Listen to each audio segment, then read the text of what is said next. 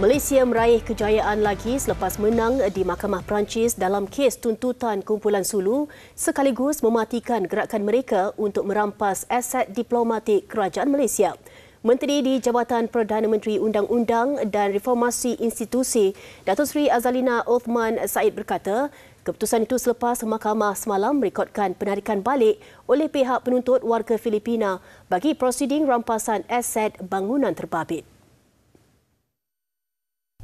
Datuk Seri Azalina berkata Mahkamah Perancis pada 6 November lalu telah membatalkan perintah bagi gadai janji berkanun yang dibuat terhadap bangunan diplomatik Malaysia di Paris oleh penuntut warga Filipina.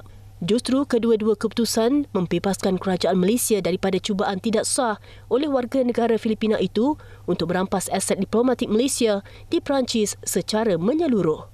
Datuk Seri Azalina kini berada di London untuk fasa ketiga tuntutan 8 individu yang mengaku sebagai waris Kesultanan Sulu bagi berjumpa dengan peguam-peguam lantikan kerajaan Malaysia dalam menangani tuntutan mereka.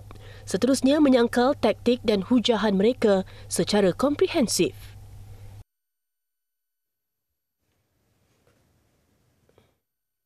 Sementara itu, Datuk Seri Azalina berkata penimbang tara Sepanyol Gonzalo Stampa akan dibicarakan di Mahkamah Madrid pada 11 Disember ini atas 2 kes jenayah berkaitan final award kepada kumpulan Sulu.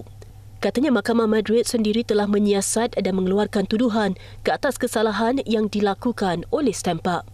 Dia akan dikenakan hukuman penjara dan didenda oleh mahkamah berkenaan jika sabit kesalahan. Kesimpulan kerajaan Malaysia adalah award yang diberi oleh Stampa selaku penimbang tara antarabangsa sebagai tidak sah dan tidak berasas. Katanya award yang diumumkan oleh Stampa ke atas kerajaan Malaysia sebanyak $14 bilion Amerika dilihat sebagai fraud award. Ia kerana mahkamah yang melantik beliau sebagai penimbang tara telah menarik pelantikannya. Namun Stampa masih meneruskan pendengaran kes timbang tara antarabangsa dan melompat ke negara lain untuk melaksanakan keputusan terhadap kerajaan Malaysia.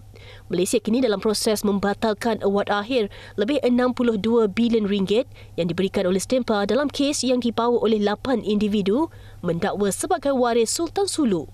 Pada 2019, kumpulan itu dilaporkan mengambil tindakan perundangan di Mahkamah Sepanyol untuk mendapatkan pampasan bagi tanah di Sabah yang didakwa telah dipajak syarikat perdagangan British pada 1878.